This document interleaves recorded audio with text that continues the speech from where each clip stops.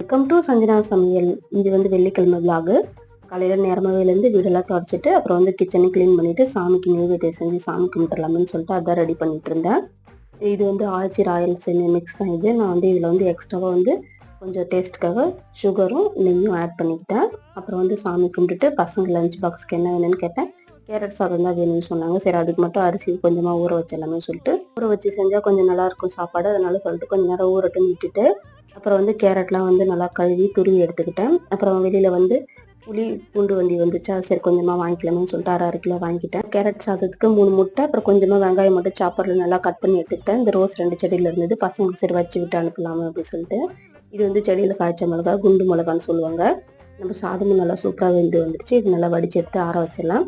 இந்த பக்கம் வந்து கேரட் நல்லா வதக்கி எடுத்துக்கிட்டேன். இந்த ரெசிபி வந்து நம்ம சேனலில் ஏற்கனவே இருக்கும், நான் ப்ளே பட்டனில் கொடுக்குறேன். இந்த வீடியோ உங்களுக்கு பிடிச்சிருந்தா என்னோட சேனலை லைக் பண்ணுங்கள், சப்ஸ்கிரைப் பண்ணுங்கள்.